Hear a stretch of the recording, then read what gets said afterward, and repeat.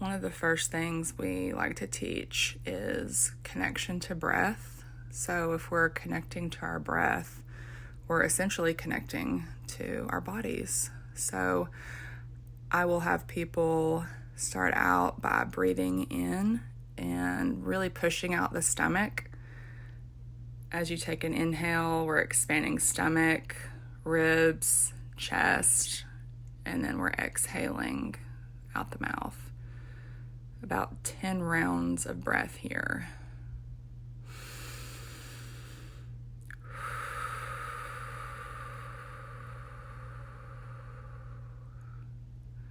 Moving on to a half kneeling hip flexor or psoas stretch. So if you'll notice, I am not moving any other part of my body except my hips. So I was just kind of showing you to bring your pubic bone up, and as you do that, your tailbone will come down. So the leg that's on the ground, if you just squeeze your glute, it'll push that hip forward. So this is a really great way to just see how tight your hips are and to kind of check in with your stability. So sometimes we get into these half kneeling positions and we realize we maybe don't have the best balance. So 10 of these on each side. Moving into a segmented cat-cow. Starting off in neutral, and I'm only taking cow here.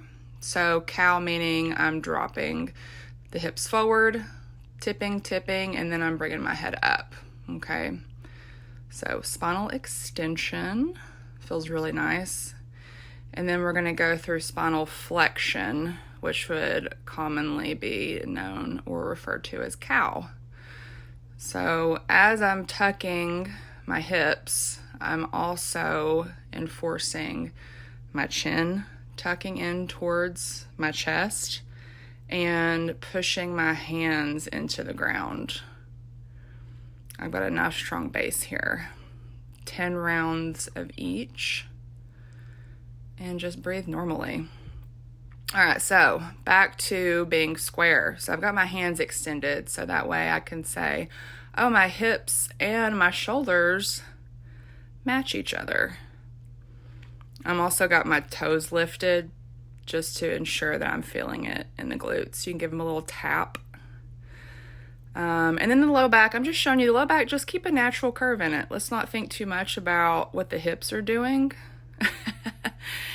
And same principles with trying to stay square. So anytime you lift a limb, you're essentially fighting, not falling or tipping to one side or the other. So alternating shoulder taps from a forward plank position. Moving on, we have one of those things that I, look at me. I'm like, hey, you want to stay square? So bird dog. I knew it would come to me. So notice how like when I first went and did it, my hip opened, and then I'm just showing you be square, shoulder pulled down and back. Moving into one of our favorite hip mobility drills, a hip car. So we're essentially trying to get a full range of motion from the hip without me opening up. So my core is also working really hard on these. So 90 degrees up, out to the side, in towards that front arm on the same side.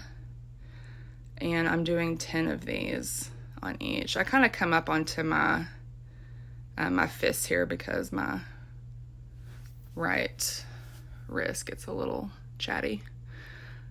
All right. Good job. So I would say go through that 3 times. I'm just kind of finishing here with breath again.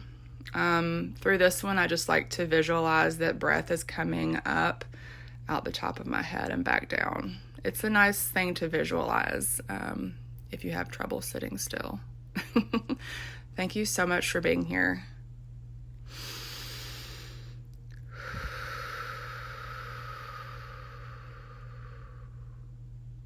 Don't forget to breathe.